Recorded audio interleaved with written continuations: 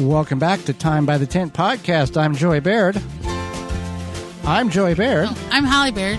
Moments away, Jack from A Tiny Cabin Life will be with us. We thank you for downloading the program today. So let's go to the hotline and bring in our guest for this week, Holly. Jack is an enthusiastic lover of being in the great outdoors. He is a naturalist, husband, soon-to-be father, and TV host with a passion for nature, camping, cabins, and simple living. He has a YouTube channel where he talks all about his tiny cabin, family, and so much more. His YouTube channel is Tiny Cabin Life. Welcome to the program, Jack. Hi, thank you so much for having me. Well, we thank you for taking time out of your very busy schedule, and soon to be more. Congratulations on soon the birth of your first child. On that, we're glad we got you on the show. Yeah, thank you so much. We're so excited. We're definitely getting down to the wire here. We've only got a couple more weeks, give or take, until our daughter's born. But so glad to be on here, and thank you guys so much. So how did you end up being so into the outdoors? Was it something you grew up with, or was there a life-changing experience that allowed you to find this blessing of the outdoors that regenerates all of us so well? Yeah, actually a little bit of both. So, I live and I've grown up kind of in the metro area of the Twin Cities. And with that, my parents would do their best to take us into nature whenever they could. Our family has a family cabin that's been with us for generations and generations, and that's up in the northern part of Minnesota. And so my parents would bring us up there as often as they could. And then also, I just grew up running around in our woods. My parents have a few acres of woods, and, just really kind of just fell in love with being outside. But later on, when I'm going to say I was probably around 7, 8 years old, our family took our first road trip, first of many later, out to Jackson Hole and Yellowstone in the Grand Teton area. And when I got out there and I saw mountains for the first time, that is what really sparked this just this love of being in the outdoors and sort of pushing my limits and my boundaries and really just sort of soaking up just how incredible these wild places are. And so that's why I say it's a little bit of both. At first, it was just kind of being out in the woods and stuff like that. But when I saw mountains, I knew that I wanted to do more and really spend my life in these places. And it led me to, going to college out at the University of Montana, so I was out in the mountains there, and then I've spent my time in nature ever since in one way or another. That's fantastic. So you were the co-host of a TV show, Rock the Park. What is something that was a good surprise to you that occurred during this time from the show, and something that was just a huge disappointment? Yeah, see, that's such a great question, because I think a lot of times the questions we get are like, what's your favorite national park and stuff like that. And those are great, but I love kind of giving the good and the bad. I think the biggest surprise for me was just how marvelous the national park system is. I fell in love with Yellowstone and kind of Tetons and just the Mountain West, Rocky Mountain area. But it wasn't until we really started going to these other places that I saw that the national parks as a whole were really something special, and that label really carries a lot of weight. And so once we went to places like Zion or places up in Alaska or even down south, we went to a place called Dry Tortugas National Park, which is these islands, way off of Key West down in Florida. And, we're going scuba diving and all of these different activities out there, and just seeing how really diverse and incredible our country is and how these different landscapes are so unique. That was probably the biggest surprise to me. I just really fell in love even more with these places. As far as a disappointment, I think what I learned from doing Rock the Park is how intentional you have to be when you're doing something that you love for a living, even something like exploring national parks. I don't know if I would call it a disappointment, but I think I learned after a couple of years that it can become work, even going out hiking for your job and stuff like that. And so you really have to be careful with how you're prioritizing things in your life to make sure that you're keeping your priorities in order and trying to keep these things fun and not losing that spark or that love of nature to the grind of work. And so that's why I say, I guess it's not really a disappointment, but that was a big realization for me because after about a year or two, I hit a point where I was just kind of like that magic and that spark had kind of gone away, and I had to recapture it on my own away from the cameras. And when I did that, it brought the wonder right back. Yeah, we understand that. We started gardening for fun, and then we turned into a YouTube channel, and then it turned into a very large garden talk radio show, and that hobby became a business, and now we're looking for other avenues to get away from the hobby that became a business so we can find another hobby. Yeah. Yep. Totally. And yeah, you guys know that. So it's like you'll be doing something, but you have to get it finished. And it might be something that you love, but when you have that pressure on you to like perform or to create something, it can be easy to get frustrated or to lose that spark. But if you guard that, and like you said, you find other hobbies or you find ways to kind of compartmentalize it, I think it's possible to keep the love of it alive. And we've all had worse jobs than those jobs that the hobby turned into a profession. Absolutely. So probably the appeal to your YouTube channel is the tiny cabins. Why did you choose to build two tiny cabins, one on wheels and one in a small covey of woods? I believe it's part of your family's there locally where you're at. And then you have a large cabin up in northern. Why not just like a tent you pop up every weekend or whatever? What was the significance to the cabin life? So, there's something about, I don't know. I think it's two-part. One, there's just something about being in a cabin. Like there's something that takes it beyond tent camping, where you just have this like sense of security and even maybe an illusion sometime of safety.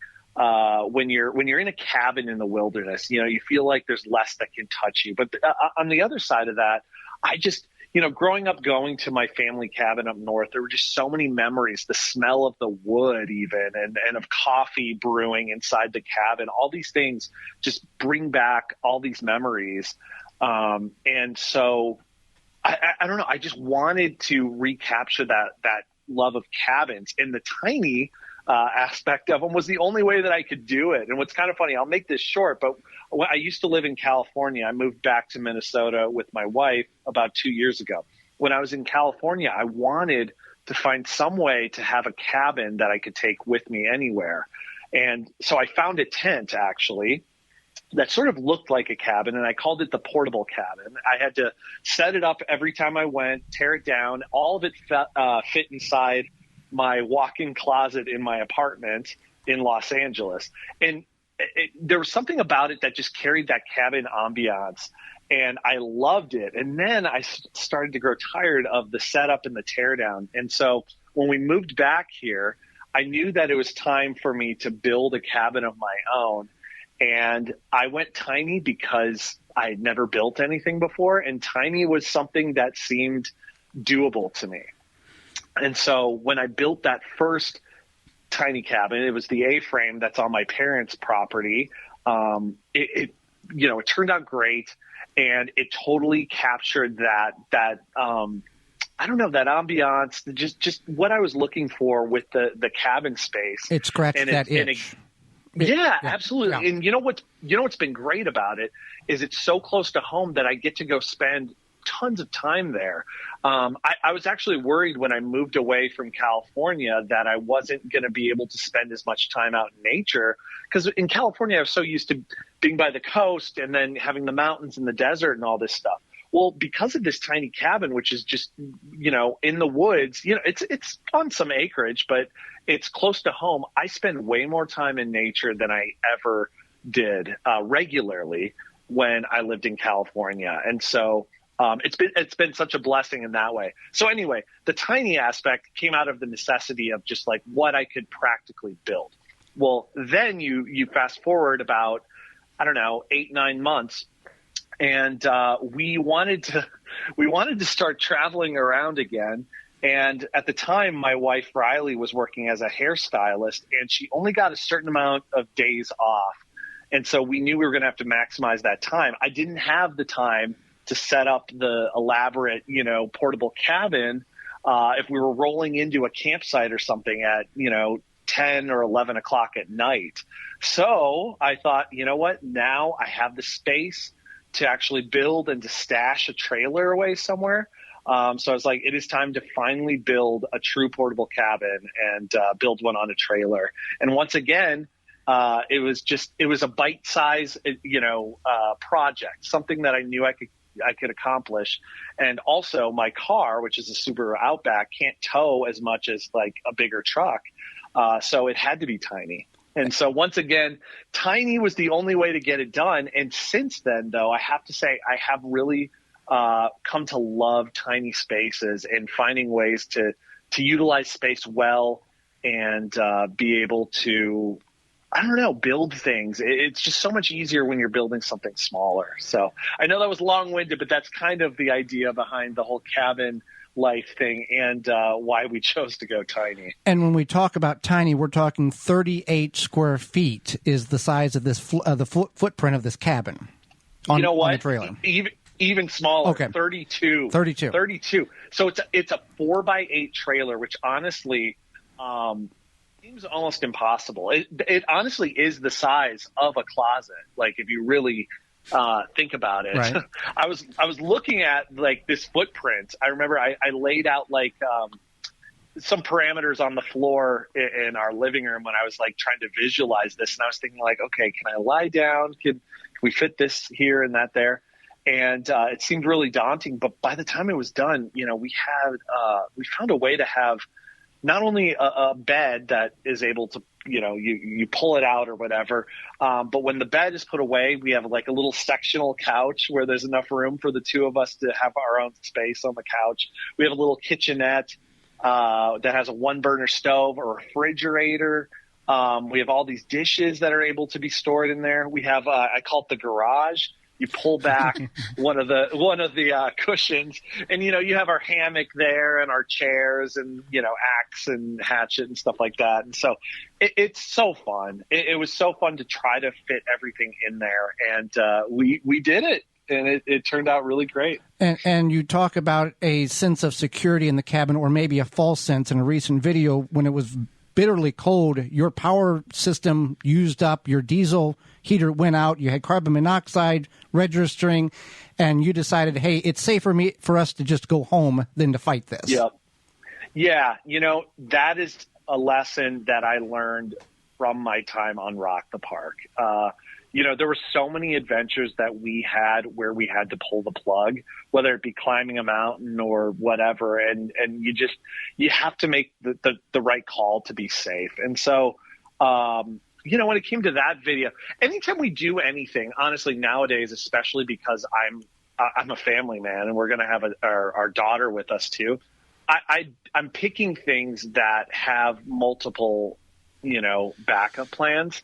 And so, with that instance, when things started to go awry, I knew A, that I had cell phone service there, but B, I also could just pack up and leave. At the end of the day, a lot of times people on YouTube in this kind of cabin camping space, we like to make it seem like it's really dire and all that. But like at the end of the day, we're out there just having fun, Right. And so if I have to pack up and go home, early on a trip, it's not the end of the world. And so we did that on that. Maybe if you were 19, you would have toughed it out. But at your age, you've gotten wiser and you know what's smart and safe to do. Yeah, absolutely. And I think there is a responsibility that we have as people who are demonstrating things for others to see, to try to make choices that will influence people in a positive way. And so, calling it quits was the right call in that scenario. Absolutely. I know there's been times because I hike solo and I'll get to a trail that I've never hiked before and I'm like, not sure about this. There's been times where you've went and you came back injured. Yeah. You fell and you broke, banged up your ankles and all that. Yeah. So sometimes it is good to make a conscious decision and not just push yourself. But yeah. Yeah. If one would want to build a tiny cabin on a trailer like yours, what advice would you give, and what are some challenges you would have to know before you went and attempted this? Yeah, the main one is do not skimp on the trailer. So I thought all trailers were created equal. They are not. Oh my goodness.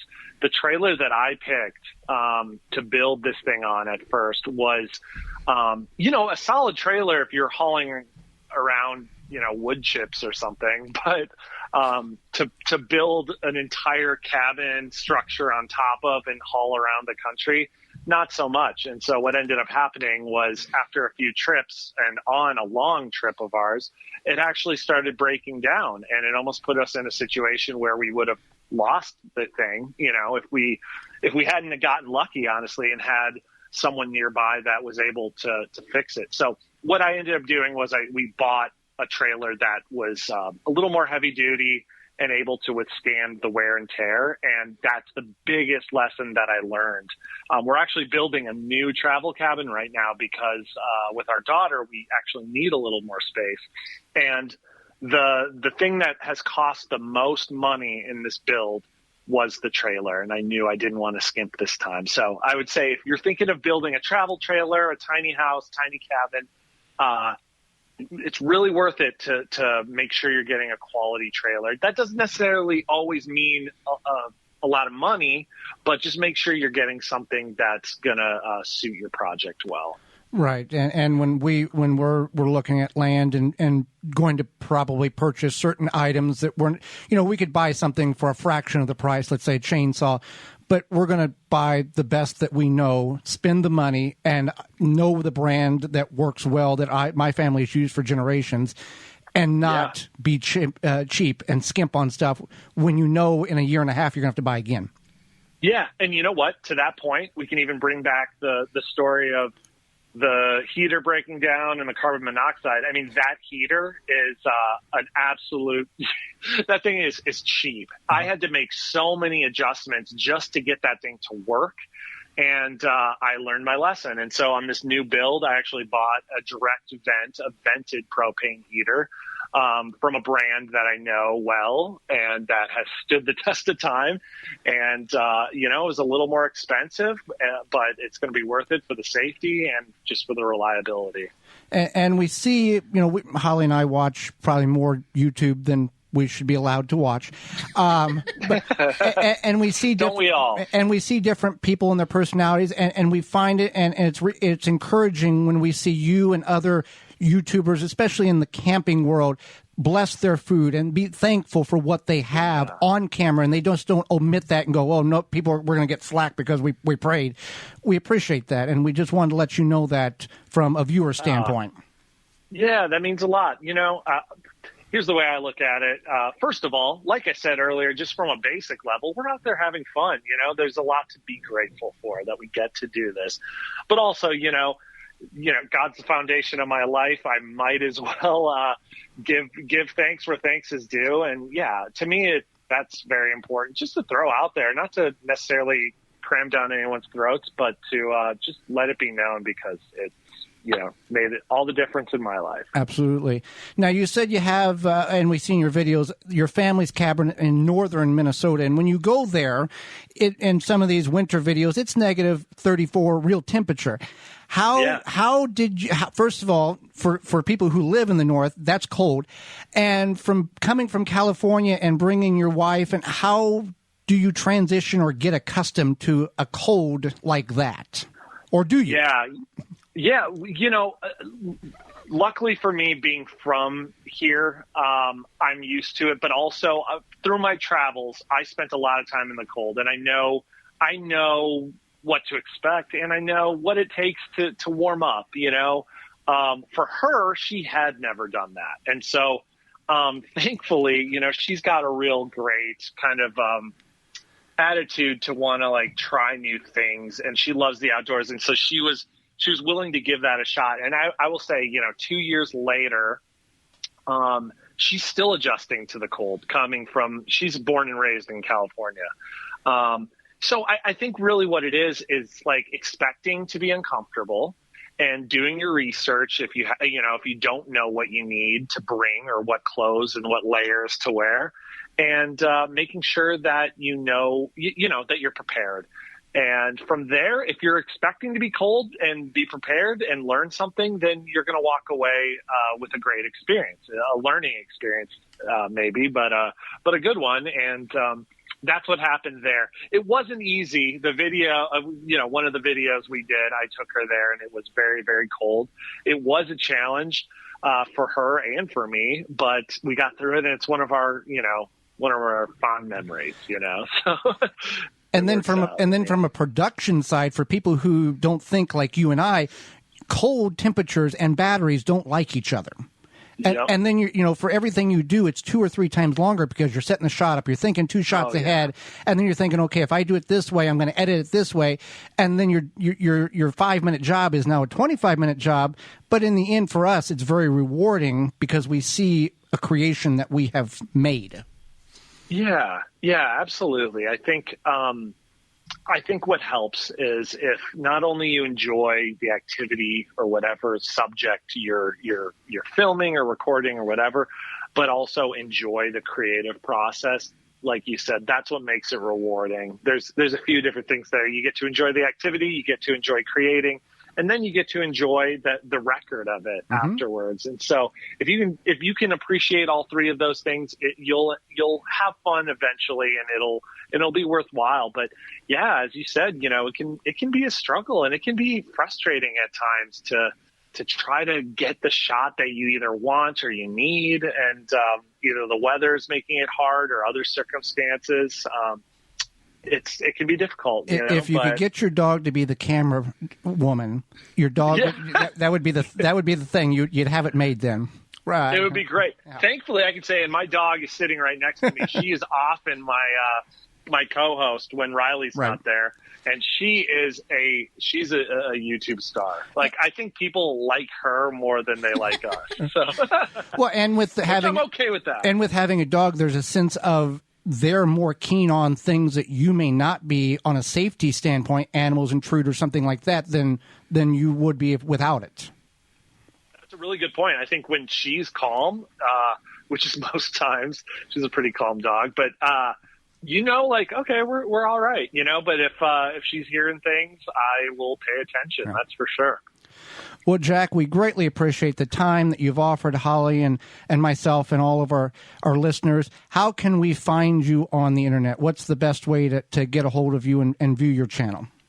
Yeah, so like you guys said, the YouTube channel is just called Tiny Cabin Life. So if you search that on YouTube, you will find us. And honestly, if you're looking for just some relaxing, fun videos in our quirky little cabins, and you like, I don't know, almost like family friendly stuff, you will certainly enjoy it. And with the birth of our daughter coming in the next few weeks, we're really excited to include her in that as well. And so you can find us that way. I'm on Instagram as well. It's Jack F as in Frank Stewart.